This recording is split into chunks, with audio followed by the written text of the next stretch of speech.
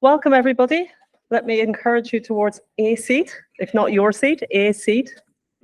Welcome to the Financial Times, the headquarters of the Financial Times, which I hope is a brand that you will recognize. And I hope it's a brand you will find yourselves appearing on the pages of in years to come as your brilliant careers in ESG develop. My name is Finola MacDonald. There I am looking much better. There I am looking more pressed and dry cleaned on the board beside me. I'm fresh off a plane from Asia, so I'm perhaps not at my most polished today, but nevertheless, I wanted to welcome you all very briefly here to the FT on behalf of the FT and the board of the FT. We have been sponsoring the wonderful Pinky Lalani and the Women of the Future charity for probably the best part of a decade. And there are so many wonderful pillars within that whole set of endeavours, from the Women of the Future Awards themselves to the South East Asian version of same, to the Kindness Awards, which we really love because such a kind of humanity comes out in that particular list, which I think is due in November, that you don't often see in the business community. The business community doesn't always celebrate goodness, kindness, and indeed ESG. Perhaps we're all still a little bit obsessed with the bottom line and profit and so on. And that's one of the reasons we're so delighted to be involved with this ESG franchise, and delighted to have you all here today. And thanks to Pinky and team for coming along, and thank you to Tesco, who have got very involved and supported this particular initiative, which is really brilliant. We launched a brand campaign out of the FT about 4 years ago called the New Agenda. And the premise of New Agenda is that there is a new agenda for business in the 21st century. It's not just about chasing profit at any cost. If you want to be a successful business person, it is about how you do business.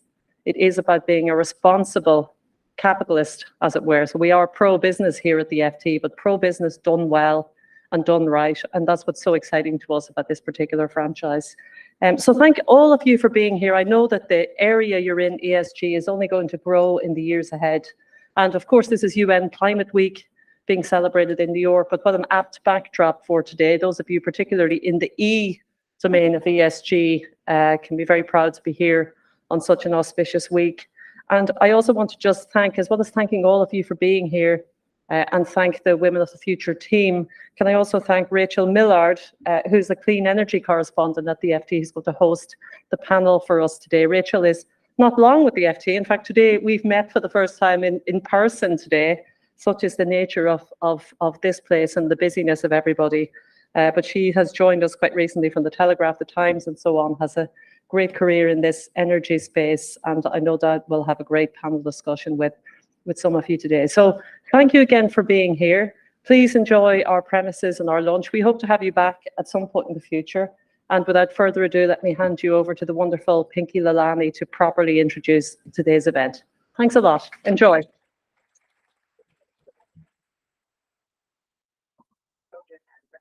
Yeah, of course. No, I'm fine. Thank you so much, Finola, for welcoming us to the Financial Times. We're all so excited to be here. Thank you for the support you give us and the team. It means the world to us. Now, 3 years ago, I did not know what ESG meant. So today, it's a real privilege to have my life filled with women across the globe who are stars and trailblazers in ESG. It's been such fun to meet so many of you, and I hope I stay in touch with you forever. Now, there's an old African proverb which says, if you want to go fast, go alone. If you want to go far, go together. The Women of the Future want to go far, and we want to create a global community where kindness and connections are forever. At the heart of what we do is about kindness, curiosity, courage, and a vibrant, powerful network. That's what makes people succeed in life. It all began 24 years ago when I had the idea of doing the Asian Women of Achievement Awards to recognize Asian women. I didn't know what I was doing at all, but everybody told me you must invite the Prime Minister's wife to come to your award. So I rang up Downing Street and said, will Mrs. Blair come to our awards? And they actually rang back and said, yes, she would like to. They say the only thing you get for in life without asking is an infectious disease. So I asked the next question. I said, will she wear an Indian outfit? And they said she doesn't have any. So I said, well, I can bring some. They said, okay, will you come to Downing Street with the outfit? So I go to Downing Street with the outfit. She wears one of them. She's been with us ever since. She's our patron, an incredible supporter. So life is full of opportunities everywhere. And I want to really say that I hope, we want to, at Women of the Future, build this global community to stay in touch with you. And I know there are lots of people who say that and then disappear, but we're still in touch with people we met 24 years ago. So my challenge to you is to keep in touch with us. If anybody wants to have lunch with me, just email me and let me know, and you can come to my house anytime. I'd like to say a very big thank you, really, for making today possible, to all our sponsors and supporters, to Tesco's, who are our headline sponsors, to Aviva, Burberry, PwC. It really makes a lot of difference to have all of you. We're so proud to have the FT, Oxford, and CNBC as our supporters too. Delighted to have an incredible panel. And Rachel, thank you so much. My team has already told me how much they enjoyed talking to you. And I always judge people what my team tell me. So it's going to be amazing. And I'd like to invite them all up, but I'd also like to say to all the people who are listed in 50 Rising Stars in ESG, we have a certificate for you. So make sure you take that certificate before you go. You're going to have an incredible time. Stay in touch, and wish you all the best and every success and happiness. When I've read about you, I feel I've done nothing at all. So well done. Big clap to you guys. Rachel, may I invite Wendy, Evelina, and Neha up on stage now? Thank you.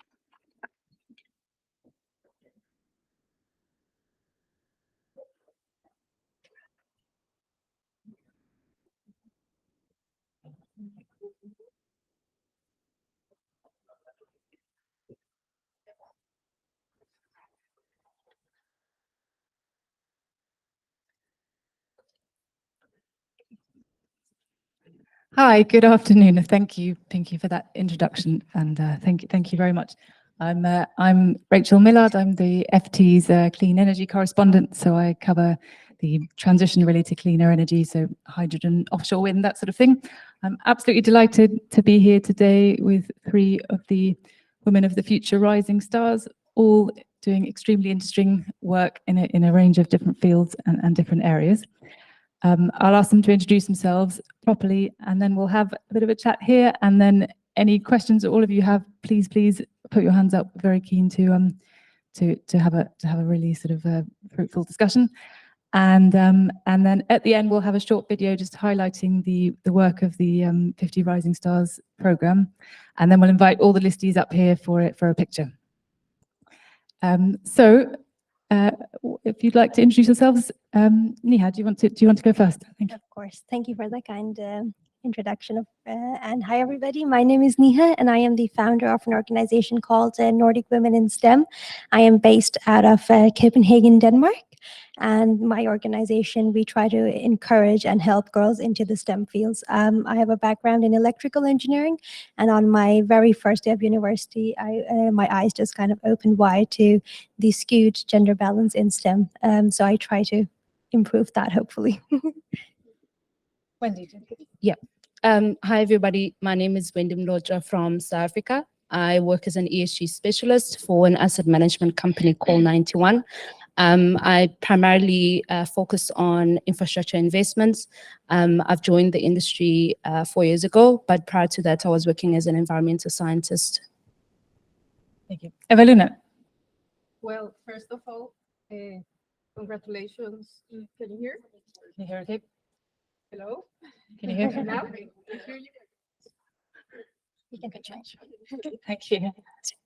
First of all, congratulations to all the women that are here and that won. It's actually a day to celebrate, and I'm really happy that I will, talk to you later.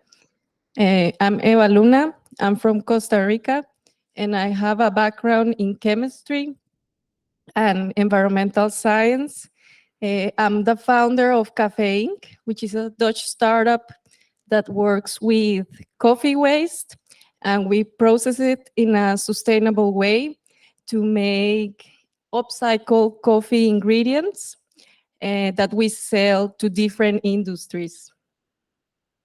Thank you ever so much. That's a great starting place. I know we'd all be really interested to hear a bit more about what kind of sparked your interest in this sector, because it's not that common for people to be doing these sorts of work. Eveluna, why don't you tell us a bit more about why you originally got into the work that you're doing now? Was there some sort of spark that set you off? Well, 32 years ago, when I was born in Costa Rica, there was nothing. Actually, I was born before the first shopping mall was built. And I remember in my childhood seeing a lot of, well, forests and plantations. Around my house, there were actually a lot of coffee plantations. And I have a big family. One of my uncles, he's a farmer, and he sometimes will come to the house and talk about his job and say, well, they are cutting a lot of trees to put these coffee plants, or they're contaminating rivers because of the deep pulping process of coffee, and also using a lot of fertilizers. So anyways, I continue my studies in chemistry, which was really more focused on research. And when I finished, I still had those words from my uncle stay there. And I thought, okay, how can I use what I study and do something impactful also related to my origins? So I started to look into different crops, of course, also coffee. And I found very interesting, shocking things, like that when we drink a cup of coffee, we only use 1% of the bean, and the remaining 99% is thrown away. So there is so much waste. So I looked into components and so on, and that's how I started with Cafe Inc. Thank you. Niha, tell us about Nordic Women in STEM. How did you get in? So like I said, it was already at my first day of university where I remember we had a joint breakfast. So everyone who joined the program. And I remember I was sitting with a friend and we were just looking around. I remember telling her, oh, I think the other ladies are just late. I think we're just early. They're probably skipping breakfast because that's how few there were. And we were just looking around and trying to find someone of the similar gender, but they never arrived. So they were not skipping breakfast. They simply just weren't there. And I was just sharing a story with someone here about how when I started, I was one of the 11 girls out of 85 people in the program. And it is something that was celebrated in the university. And it was on the SharePoint page because it was the first time in I don't know how many years that the number of women in our program of electrical engineering was a double digit. And like percentage wise, it's around 12%. And I remember I was laughing at that time, but I'm glad it was celebrated because since then it's never been a double digit again. So I just kind of carried on with my bachelor's, and my friends and I, we would continuously talk about the fact that women are missing in the field, and we would also, socialize with the people from software and cybersecurity. And also when we started at our student jobs, the situation just seemed to be getting worse the higher you went up. And we never really knew what to do because the university I went to, they would host 2 events per year, but it felt like they were just trying to mark them off a checklist to say, oh, look, we gathered some girls here at university, we're trying to encourage them. But I could really see no real impact happening. And that's when it was during COVID when I started the organization. And I'd actually started from a place of when I saw a female role model at the university. So it was actually, I met a female professor, the very first one from my own field. And it was during COVID, like I said, so we had online classes. I remember just hearing her voice and thinking, oh, wow, a female professor, do they really exist? And she really encouraged me to work towards highlighting female role models because I thought she had such a huge impact on me, then I can kind of use that to get more girls into STEM. So it started off from social media, and then we started doing events and workshops, and now we also do mentorship. So we focus on girls between 10 to 18 and try to help them in STEM. That's really interesting. Thank you Oh, so thank much. you so much. Thank you. There's loads to think about there, and we'll come back to lots of it. But let's just bring in Wendy at this point. Wendy, tell us about how you got involved in the work you do now for 91. So my interest in ESG started when I was in high school, but obviously it wasn't called ESG at the time. The terminology really, I think, started taking shape in the mid 2000s, but the principles behind ESG have always been in existence for many, many years. It's only that the E, the S, and the G were not viewed in a holistic manner as they are today. But essentially, when I was in high school, I was interested in the E, the environmental aspects of ESG, specifically what related to weather patterns, historical climatic conditions. I was interested in how the human race, as well as other species, were able to evolve and adapt to climatic changes over centuries. I was really inspired, I think, by the work that was done by earlier scientists who discovered that the composition of the atmosphere was changing, that the CO2 levels were rising at an alarming rate, as well as the fact that the atmosphere was warming up. I think it's that body of work that encouraged me to pursue a science degree, where I took environmental science and biogeography as my major at the university. Fast forward, that led me into this career path. Thank you. That's really that's fascinating. Again, a lot to come back to, but let me just start with a sort of broad question around ESG, if I can. I suppose it's one of those acronyms we hear a lot about, but we don't always necessarily recognise the impact. Could you just maybe starting with you, Eveluna, just talk a bit about why you think ESG initiatives are so important, and maybe if there are any examples from your own experiences you would highlight that sort of point to the impact it can have in communities and in society at large. Thank you. Yeah, well, talking from my own experience, of course. Well, I think ESG is really important, and I think we are in a moment where we see there is a call to action. And for example, 5 years ago, when I was doing research, there were very little, people were not so aware about waste management. And if I would research into coffee, there were little solutions. And now, in 2023, things are changing. So I see more, it's not anymore me that goes to the big companies, but also they are approaching us. And well, also I see more initiatives, other startups also trying to do things with waste, not only coffee. And I think part of it, it's also because there is more investors and more funding for this. So it's something that takes patience, really seeing others doing it to also start, so to see it evolve. And when companies approach you, what sort of reasons are they giving for wanting to be more behave in a more sustainable way? Are they looking at it because they're getting pressure from their shareholders, or are they seeing the financial benefit, or they just have people conscious of that at the top level? What sort of reasons are you seeing?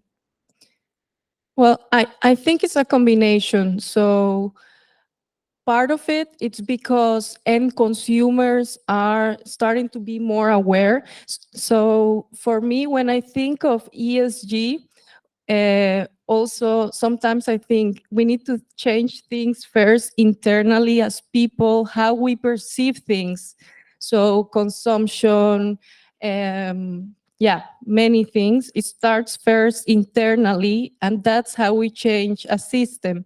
So part is because of personal interest, but also from pressure from end consumers and also government. Thank you very much. Neha, what about you? What sort of experiences would you highlight that to illustrate the importance of ESG and the impact it can have? I think especially on the impact part, being from Denmark, and now I must show off and be a little biased on especially how Denmark is a pioneer in the wind industry. And I think just that kind of impact, if you just look at it, because they have been so inspirational to the other countries, but also the startups that are happening now. I was a part of a startup, and as soon as you say you're working towards green energy, it is so much easier to get funding. Just when you are able to show that you're helping make the planet a better place. And I think that is something that comes from government level, because there's so much pressure and focus on it in Denmark, everywhere, especially in the wind industry, that everyone feels a responsibility to contribute, or everyone wants to be a part of that big circle. So I think that's one of the impacts I've seen, that, once you do get into it and do start encouraging something within ESG, so that would be the E, people want to be a part of it, and people do want to contribute. They just need to find a passion within that realm. And among the engineering students that you've studied alongside, do you find they're increasingly focused on trying to solve the challenges of the future energy system, and of is that something that they're really focused on now? I think so. So Denmark started building an energy island recently, and that is something that is being talked about constantly in our news back home. And I think that as a starting point, everyone wants to be a part of that project, because it's so big and it's the first of its kind. And I think such projects just kind of set on the ripple effect of everyone wanting to get a piece of the project and wanting to be a part of it. I think also I've seen the kind of matureness of projects at university and how focused they are now on solving real challenges, and specifically climate related.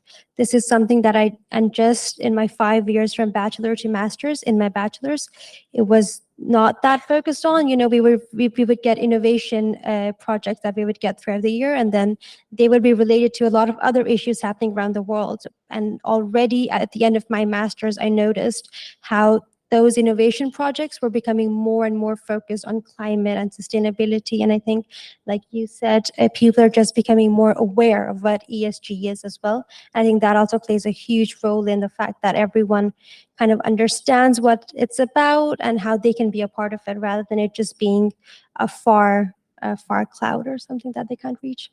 Thank you. That's really interesting. Thank you. And Wendy, what about you? 91 is obviously involved in a huge amount of infrastructure projects. How important is it, do you think, that there's someone like you there sort of making sure they're always thinking about the ESG side of things? Yeah. So, for me, I think ESG is obviously more than just a business strategy. It's a long-term view of our sustainable future. So the global community that's involved in ESG, they're all working and contributing towards our common future, to address global issues, whether that is, carbon reduction or social issues, social injustice, pollution, or whatever it is. I believe that ESG is a global commitment to our future, and for ourselves and the future generations. I believe that the impact that the ESG community are making at the moment, I'll just make an example. With the transition from fossil fuels to greener forms of energy, that has obviously created a lot of socio-economic opportunities, but it has also highlighted a lot of human rights risks, as well as some ethical issues, especially in the supply chain or the value chain of the green technology. So I believe that the ESG community that are involved, I think they've been making a lot of positive contribution. There's been a lot of research, a lot of work done to sort of uncover some of those hidden human rights risks in the supply chain. So I think that's one of the ways that that we are also contributing, especially for us, because we invest in infrastructure. We invest in solar energy, in wind energy. So in the supply chain, that's one of the things now that we look into as part of our due diligence. Before we can fund a project, we need to make sure that the sponsor or the developer of that project has a view of what's happening in their supply chain, and they are able to to assess such risks. And also contractually with those suppliers, they have to include certain legal clauses to make sure that, should they find out that there's any sorts of human rights, they'll be able to terminate the contract. Yeah. Well, that's really interesting. And how easy or difficult is it to manage some of those supply chain risks? Do you find that it's actually quite a big obstacle to overcome in lots of the projects? Or very hard, very hard. I mean, in the DFI space currently, I think they are now developing what is called a blacklist. I don't think there's a clear direction of where we want to go with it, but we've sort of identified some of the suppliers that we wouldn't want to finance or to support because of the information that's available in the public of, the labor conditions or, some of the human rights issues that they're involved with. But it's very difficult. I mean, the moment you go into the supply chain, it's further away from your control. It's very difficult to know for a fact what's actually happening there. But I mean, we've tried to develop some of the controls. Like I said, some of the legal clauses that we include with the suppliers to make sure that, they are aware that these are the things that we take very seriously. So, yeah. And it's obviously something 91 takes very seriously. Do you find that investors globally are taking it seriously enough? Is there a sort of concerted enough effort on rooting out those kind of problems? Yeah, I mean, I think more and more investors are becoming aware of the issue, and it is being taken seriously. Especially in the green technology space. I mean, for South Africa, it's particularly relevant because, South Africa is transitioning as well. And there's a lot of money from DFIs, from government international that's inflowing to South Africa to help them with the transition. So I think it's very important, and it's relevant. Thank you. That's really interesting. Thank you very much. And then another broad question, if I may, and maybe I'll come to you first. ESG, I think it's been about 20 years since the term was first floated, and it's obviously a huge amount has changed in the world since then. What do you see as the future of ESG? How do you see it evolving? Do you think it will ever get to a point where we can just say we no longer talk about ESG and it's just embedded in everything that we do, or do you think it will sort of carry on in the way that it is now? Well, I think it's always that something that you always need to work on. So there is not ever a final goal. And for example, what I imagine in 2030 is I know how my coffee bean was grown. I know how much water it got. I know where it comes from, how many kilometers it traveled, how it was collected, so that there is more transparency in the supply chain. Yeah.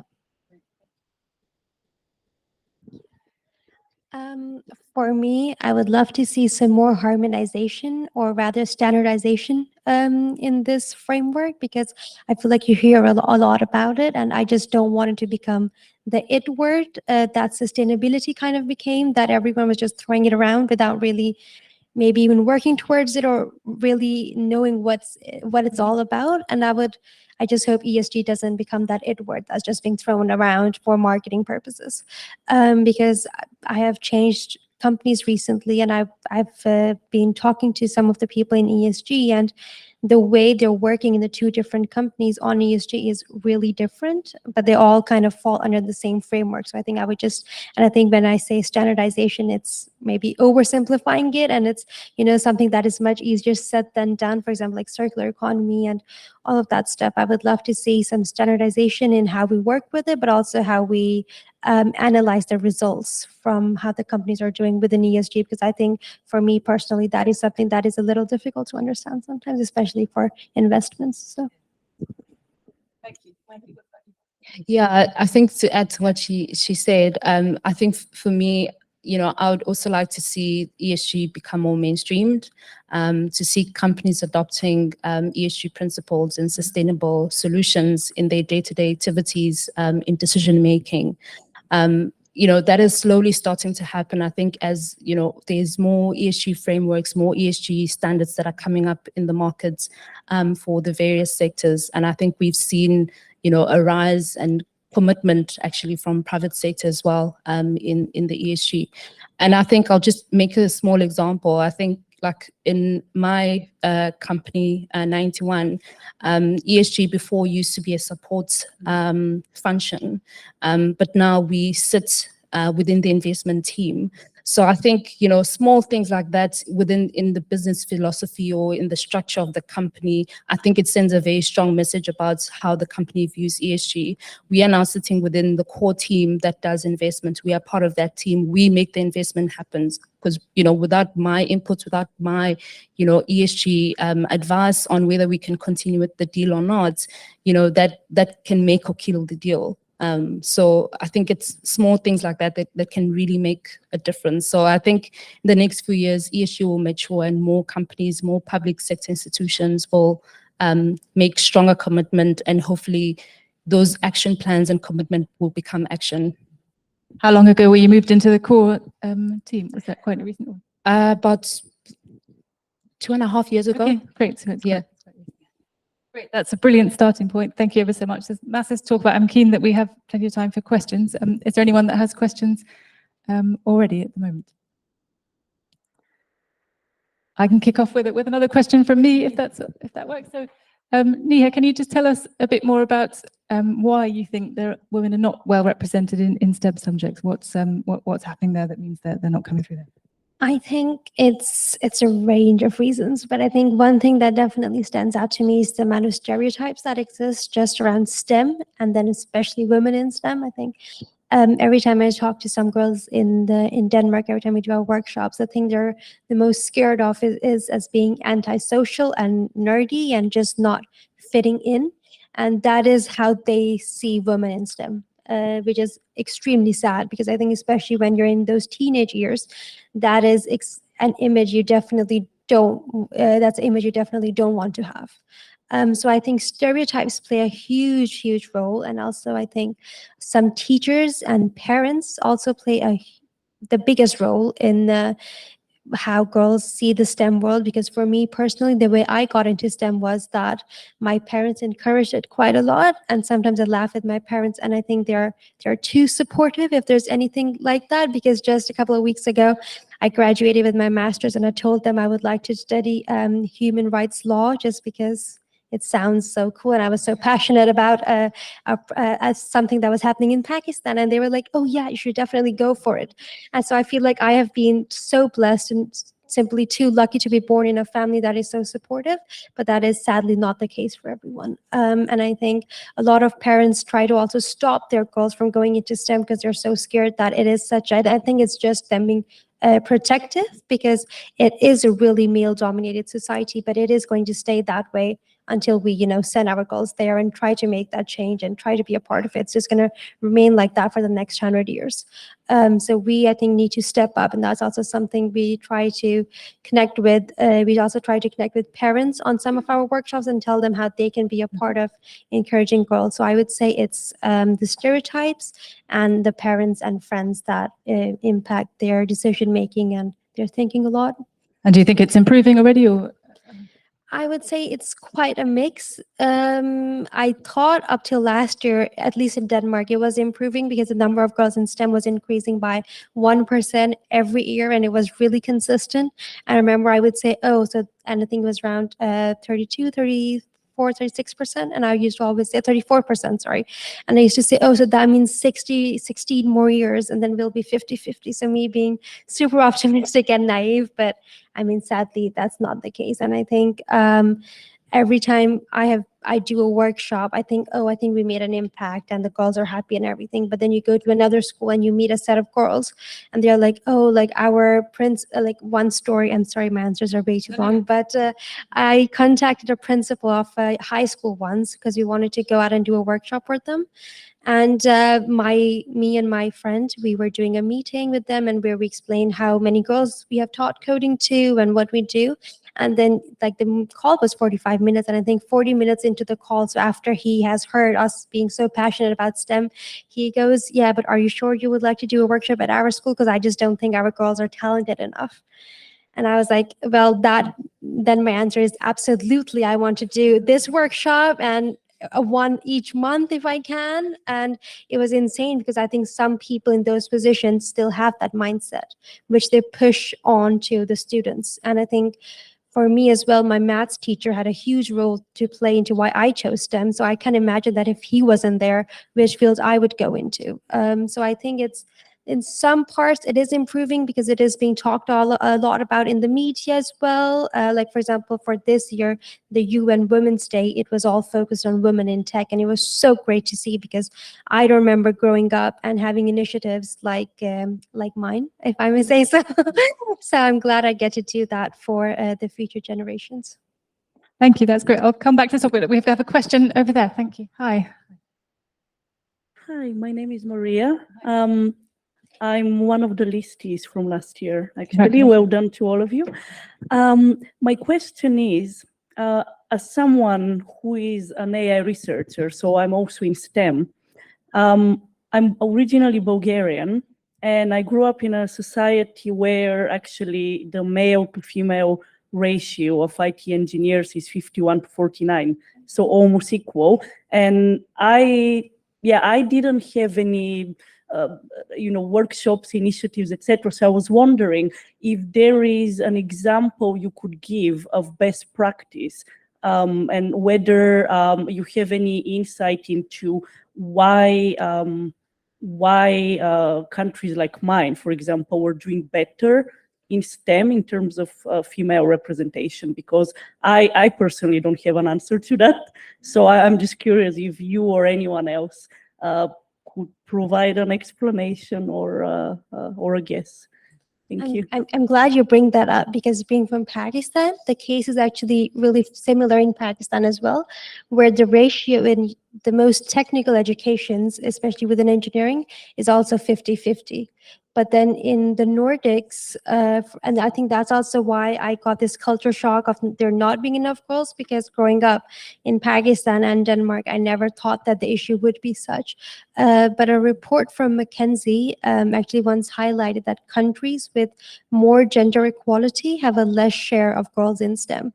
And I don't know why that happens, but I think it's also because, like I said, in Pakistan, a lot of parents encourage their girls and boys to go within STEM because there's more job security and they just see a better future. But I think for in countries like Denmark, it's more so left to the girls to choose, which is amazing. And I want it to stay that way. And I think when they get to choose themselves, they're more sensitive to the stereotypes and the things they hear.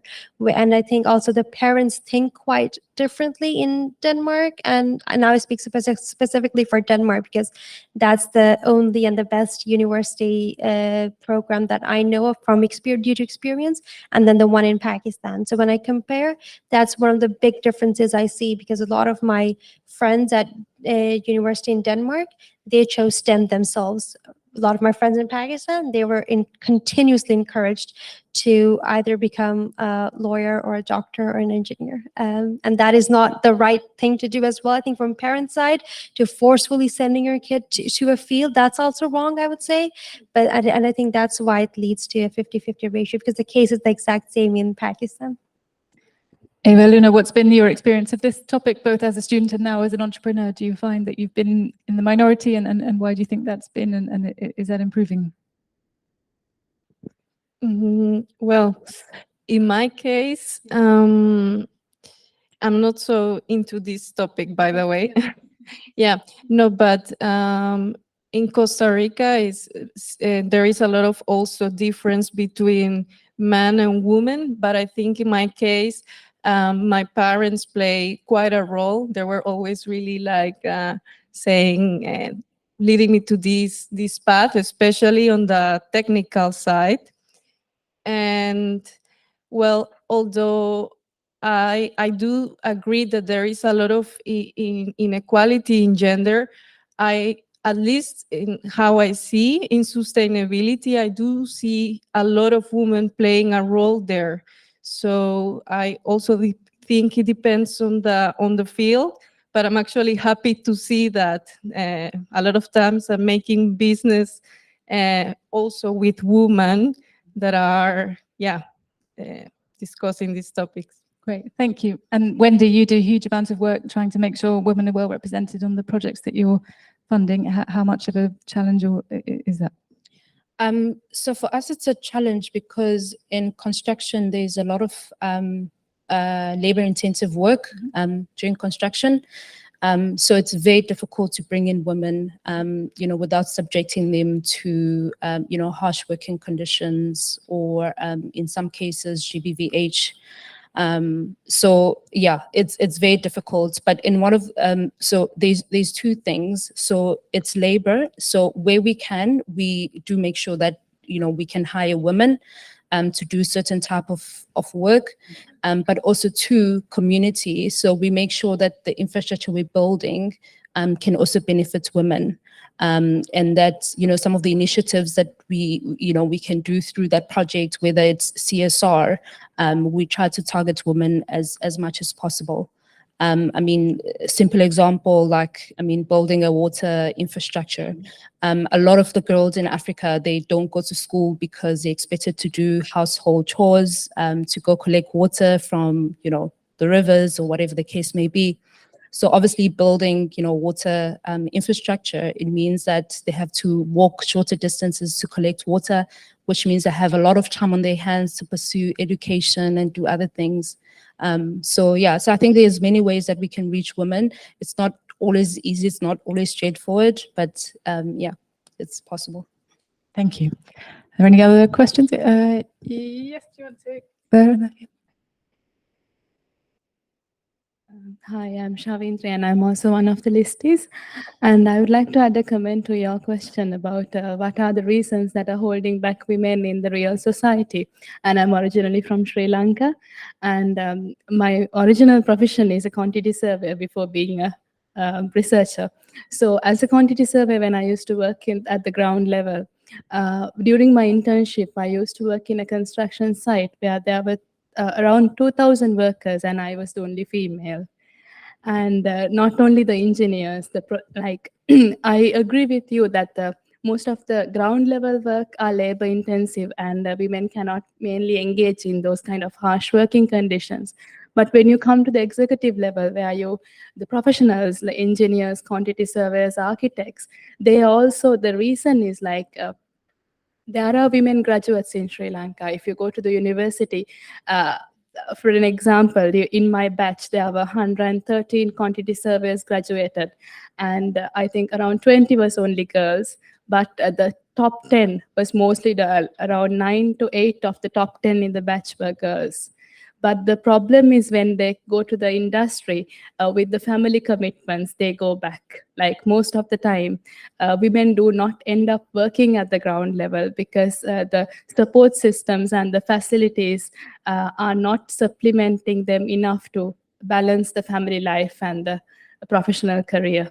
So I think if we need to bring the real substance of women at the ground level, and as a climate change researcher, I see that women can do a real difference, but I think we need to cater to their larger requirements and understand that women is not only a professional, but also a mother and a sister and a daughter. And if all those responsibilities, if you can support them, I think they can go a far way than currently they are doing, especially in the Asian context.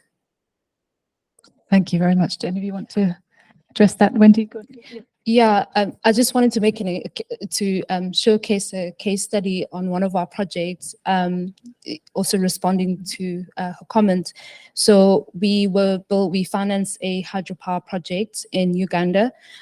So basically, obviously, mostly it was men that were employed by the projects during construction.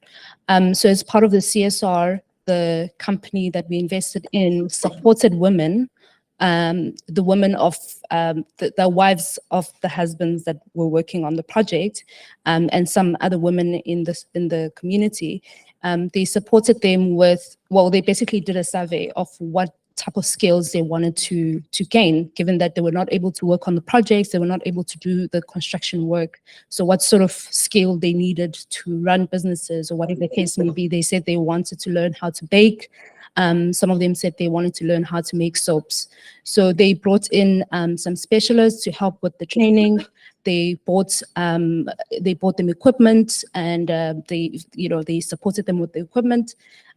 So the program ran for a few months, and they were able to bake, because the project is close to a border, but the border between Uganda and DRC. So they were able to take whatever produce and go sell close to the border post. What happened was, because construction jobs are temporary, once construction is done, then the people are essentially unemployed. What was quite interesting to see is the men essentially became unemployed once the construction was finished. However, the women retained the skill, and they were able to continue working, and they were able to keep things going in their households. And essentially they became the breadwinners. And, it was quite interesting to see, because when the men had the money, they weren't sending kids to school, for example. That was not their priority.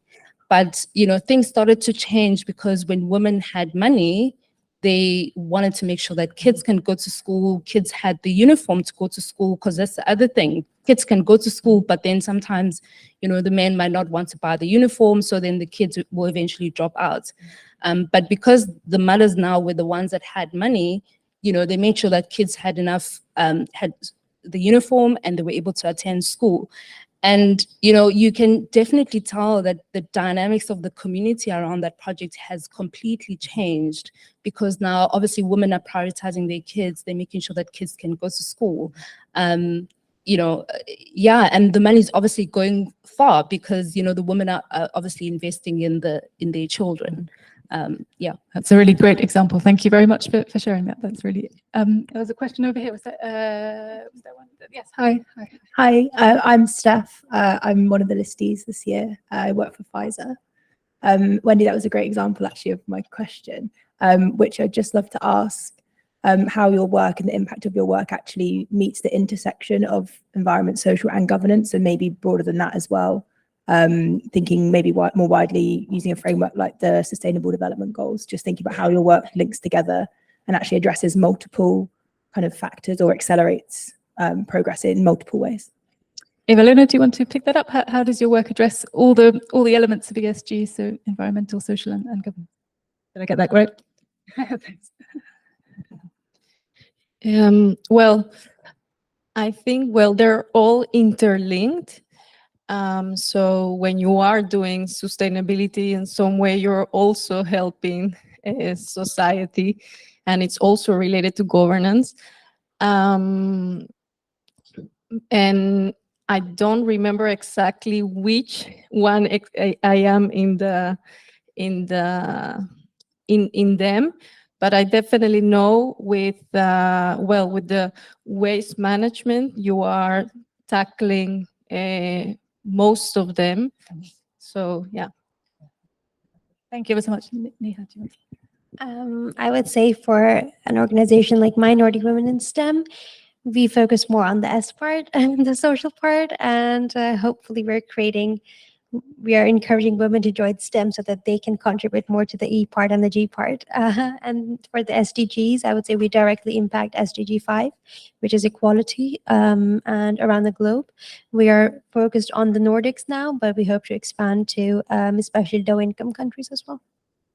Thank you. And Wendy, did you want to add to your? For me, I think I've mentioned the project, which highlights the social aspect of it. Environmental, the infrastructure that we build, one of the strategies is to make sure that we build infrastructure that is resilient to climate change. We've actually had a couple of our projects that were designed, that were built many years ago before the strategy was in place. And it's not designed up to standard and up to what we would recommend today. And some of them had to be redesigned because they were not, resilient to climate.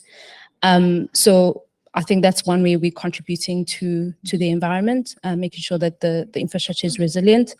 Nature-based solution, that's also one of the ways that we try to incorporate nature-based solution in the designs of any new infrastructure that we are investing in now going forward.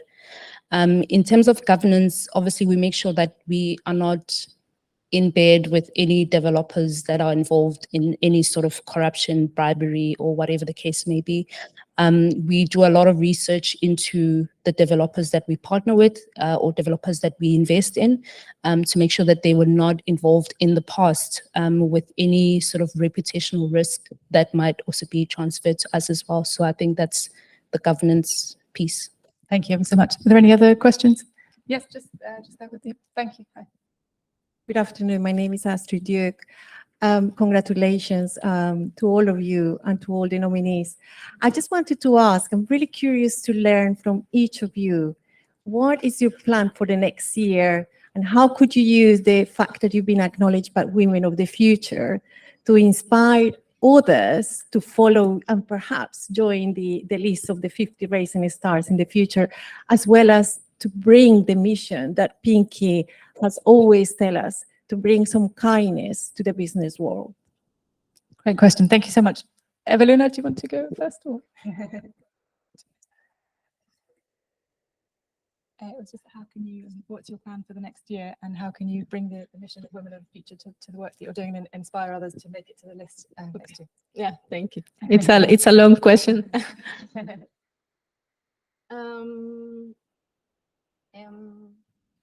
Well, first of all, our goal in Cafe Inc. is actually that we're starting with our upscaling phase. I founded it actually last year, and we signed a contract for 4 million to get finance.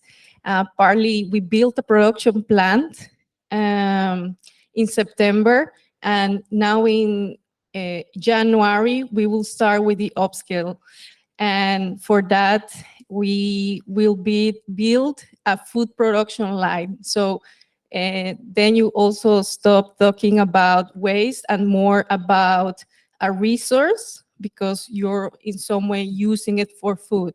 So part of the plans is to change that, not see it anymore as a waste, but also as a resource. And for me, this is the first time actually that I received an award. So I was very happy to be recognized.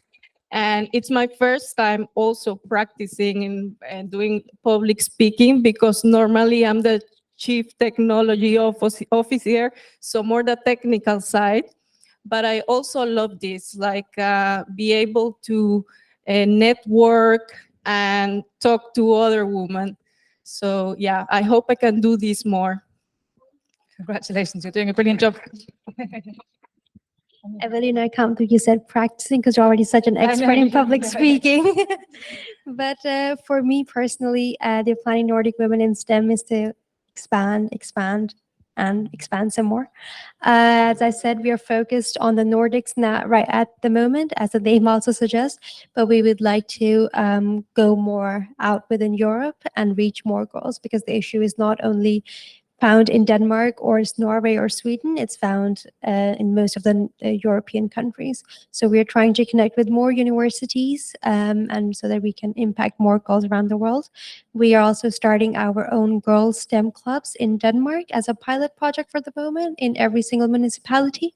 So every girl has an after school activity that is related to STEM if they would like to attend. For me, I think I want to have more visibility in the industry and share some of the work that we are doing. I think sometimes I take it for granted, at least the work that I do, but sometimes when I talk about it, people are so interested in knowing exactly what I do. So I think I've sort of started writing some articles as well to sort of highlight some of the work that we do, some of the work that we get involved in. So I'm hoping to do more of that in the next coming year or so. Also, I would like to get more involved in some of the boards, maybe for smaller companies. I think that is an area or an opportunity, I think, for a lot of us to go into that space as well.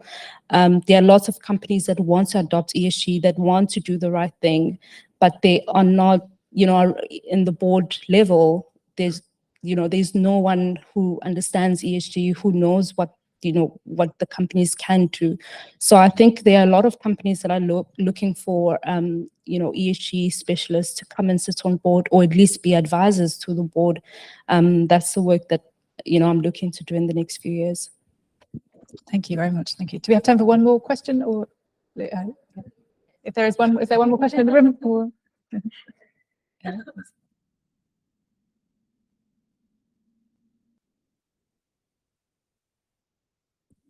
Hi, I'm Greta, also a listee. And thank you very much for the amazing talks, really inspiring. And I wanted to catch up on Nia's point because I'm a woman in STEM, and I'm half Icelandic and half Italian. So first of all, I was wondering whether you had any initiatives in Iceland also, because that would be very interesting.